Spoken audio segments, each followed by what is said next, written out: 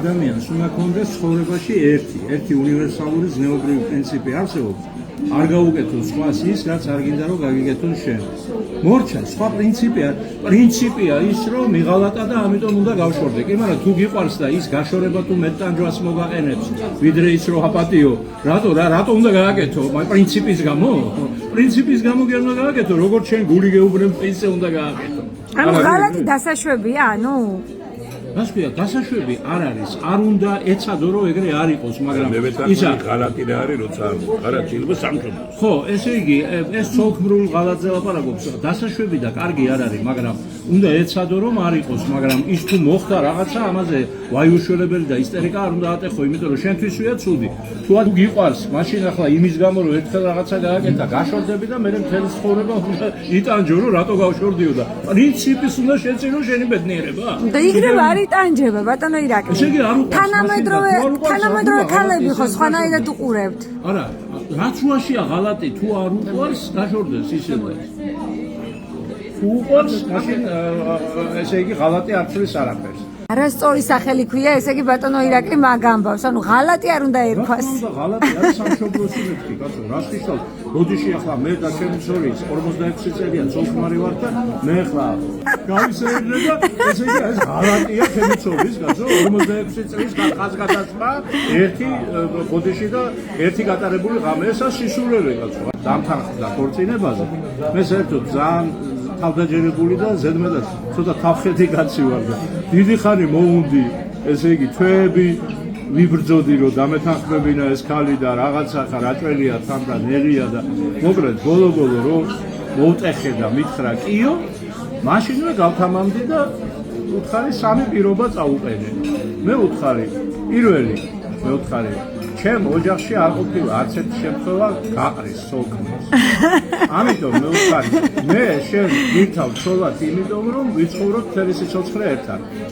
აი რომ აღმოჩნდეს რომ ერთად რომ დავიწყებ ცხოვრებას, მეორე დღეს რომ აღმოჩნდეს რომ ძულ ვარ, გაყრა გამორიცხულია. ეხლა ბუნებრივია ეს ახალგაზრდა 23 წლის ვიყავი და ცოტა სისხლი მიდუღდა და ეხლა მე ასაკთან ერთად ესეთი რადიკალური პოზიცია აღარ მქონდა, მაგრამ ამას თავის ახსნა ქონდა, კაცო. მე ვთქვი რომ მე ვარ თავმოყვარე კაცი და გაყრა ნიშნავს შენი შეცდომის საჯარო აღიარებას. არავინ არ ქორწინდება გაყრისთვის, ხო? ქორწინდები იმისთვის, რომ იყო მუდამ ერთად. და თუ კი აღმოჩნდა, რომ გაყრა გიწევს, ესე იგი შეგესამა. თუმცა საჯაროდ არ ვაღიარებ. შეიძლება შენთან ვაღიარო და რაღაცაზე შევთანხმდეთ. რა ვიცი, ურთიერთობა აღარ გქონდეს, მაგრამ საჯაროდ ამას არ გამოვიტანთ და ცოტა ქვეყანას არ გავაგებინე. ეს პირველი. ამაზე ძალიან შვიდი პასუხი მივიღე, რომ ჩემ ოჯახში სამყოფილა გაყრის შემთხვევაა და მეც არ მოყვები მაგიტომ რომ გაგეყარავ. ხო, ანუ ამაზე ადვილად მოვრინდი. მეორე ესე იგი პუნქტი იყო, რომ მე ვარ ასევე გაითვალისწინე თავმოყვარე კაცი და ამიტომ ღმერთმა დაგიფაროს, რომ მე გამოვიდე ხელმოცარული, ნიუდაჩნიკი რომ გამოვიდე. გაგტანჯავ. მეც ცუდად გავიტანჯები და შენც გაგტანჯავ და იხილე პუნქტი პირველი, გაყრა გამორიცხულია. ესე იგი მე ვუთხარი ამ ტანჯვას უნდა გაუძლო სიცოცხლის ბოლო. ამიტომ მე ვუთხარი, ჩევა. ძალადობა არის, ბატონო. რა არის ძალადობა სადა არის? აი ნუ მებაღლობითია ყველაფერი, მე წინადადება შევთავაზე და არ დამეთანხმებოდა ან არა, რაც ხედავ. რა თქვა მეორე პირობაზე? არა და პირობა ჯერ არ მიხვავს. მე ეს იყო პირობა ის არის, რომ ჩევას გაძლევ მეთქი რომ რა სისულელეც არ უნდა მომივიდეს თავში, არ გამიწიოს წინააღმდეგობა. შენი აზრი მითხარი რომ აი მაგალითად გადავწყვიტე ხვალ სირაქლემების მოშენება. მითხარი რომ მე მიმაჩნია რომ სირაქლემების მოშენება რთულია და შენ ამას ვერ გააკეთებ. მაგრამ თუ მაინდამაინც ვირზე შევჯექი და ვთქვი რომ არა, უნდა გავაკეთო, მე ვუთხარი, შემიწყვე ხელი, ხელს ნუ შემიშლი, იმიტომ რომ თუ მე მართლა არ გამომივიდა არაფერი, დაგაბრალებ შენ, ხო? ვიტყვი რომ აი შენ რო ხელი არ შეგეშავა, მაშინ მე ამას გავაკეთებდი. ამიტომ ყველა სისულელე რაც არ უნდა თქვა, აზრი მითხარი რომ ეს არის სისულელე, მაგრამ თუ არ დაგიჯერე და მაინც გადავწყვიტე ამის გაკეთება, მე მხარი დამიჭირე, ხელი არ შემიშავა. ამაზე არაფერი არ მიპასუხა და ცხოვრება ისე წავიდა ჩვენი, რომ ეს პუნქტი, როგორ გითხრათ, მეტ ნაკლებად შეასრულა.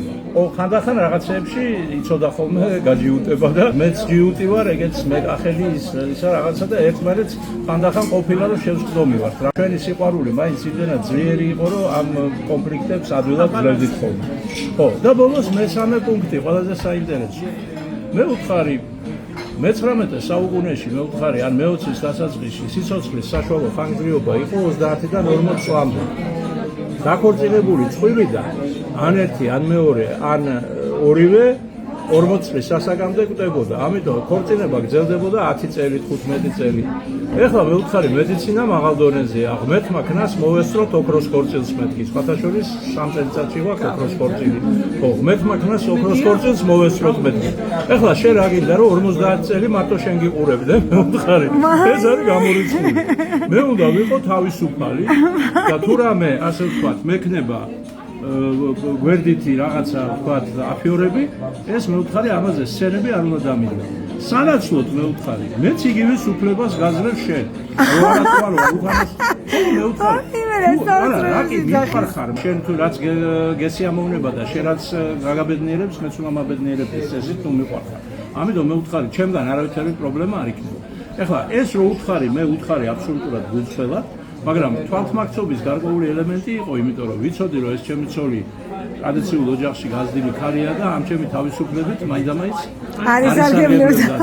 ამიტომ სიმბოლურ დათმობაში მივიღე რეალური თავისუფლება. თუმცა უნდა ვაღიარო რომ ეს რეალური თავისუფლება ჩემ ცხოვრებაში მაქვს ცალიხელის თითებზე ჩამოითვლება გამოყენებული პრაქტიკულად არც მე ეს იყო ჩემთვის პრინციპული მნიშვნელობა ჰქონდა ამას რომ ეს ღალატის თემა და ჭვიანო ეს ამბავი უნდა გამომერიცხადა. რეალურად არც მე მისარგებლია, მაგრამ ძალიან ცოტა. ეგ არ იძლევა? არა, რომანებიც მქონდა.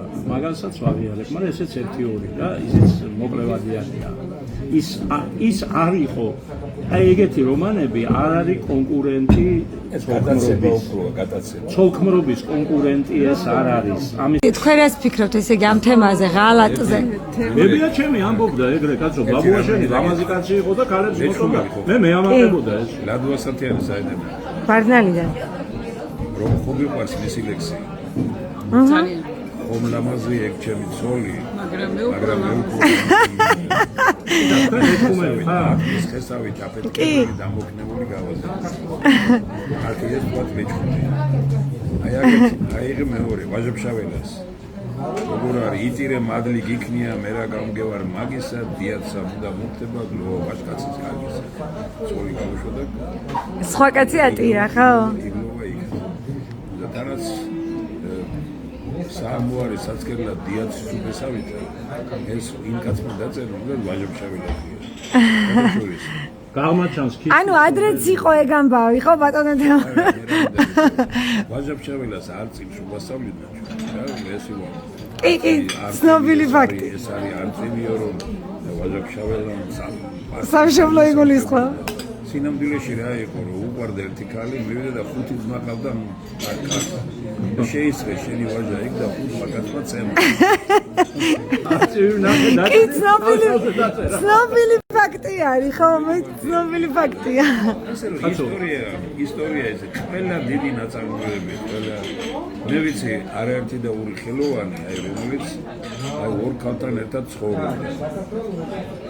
ინსპირაციაო ბატონო თემურ, ეგ ინსპირაცია ხელოვანი ადამიანებისთვის ესეთი ასე ხოთლიან. ყველაზე მთავარი არის სიყვარული. როცა ადამიანი გიყვარს, სიყვარული ნიშნავს ურთიერთპატივისცემას, სიყვარული ნიშნავს შენდობას. სიყვარული ნიშნავს გავმოვტები და სიყვარული ჩხუბს არ ნიშნავს. ის ჩხუბით სიყვარულია, რომელიც თქვათ ზოგჯერ არის, მაგრამ ეგ კიდევ ერთხელ მეორე რომ აი სიყვარულის გარეშე ცხოვრება უბედურება. ვინც სიყვარულის გარეშე ცხოვრობს, იმაზე დიდი უბედური ადამიანი არის. რა ქნან ასეთმა ადამიანებმა ბატონო? ესე იგი, საქმე იმაშია, რომ ნებისმიერ ადამიანში არის ეს გრძნობა სიყვარულის, ის არ მომოკლა. მე ვიცი არაერთი ქალი, რომელიც საკუთარ თავში ქალს კლავს. ვიცი არაერთი კაცი, რომელიც საკუთარ თავში კაცს კლავს. მკვლელობა მეტი რა არის, შენ თუ შენ თავში კაცს მოკლავ, ამას დიდი უბედურება რა არის.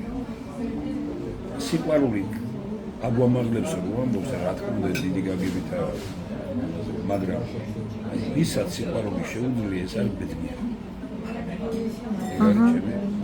ეს იმ კაცი იმპერი კაც და ღალატი ვისაც სიყვარული შეუძლია ესე იგი ქერას ფიქრობთ ამა აი მამაკაცებმა როგორ დაიცვეს საკუთარი თავი და მომეწონა სხვათა შორის მაგრამ არა დაიცავით იმ თეორიებით ანუ არგუმენტებით არგუმენტირებულად დაიცავით მაგრამ მე სხვანაირად უყურებ ამ საქმეს და მე ვთვლი რომ ღმერთმა ისე მოაწყო ქალისა და კაცის ბუნება რომ კაცი როცა ამ საქმეს აკეთებს გაგიკვირდება და კაცი არ ღალატობს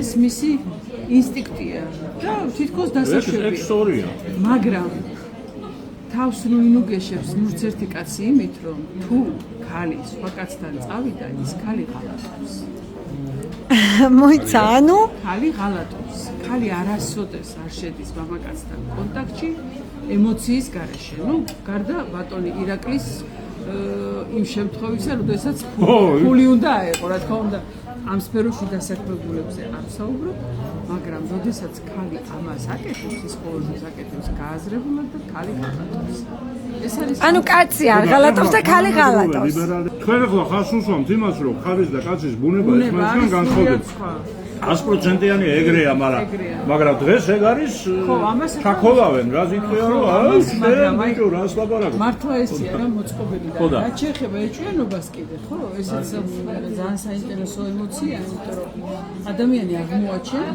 რომ საერთოდ რა ხარ ეჭვიანი გარემოს გარშემო, ეჭვიანი ხარ იმ ადამიანის მიმართ, ვინც გიყვარს.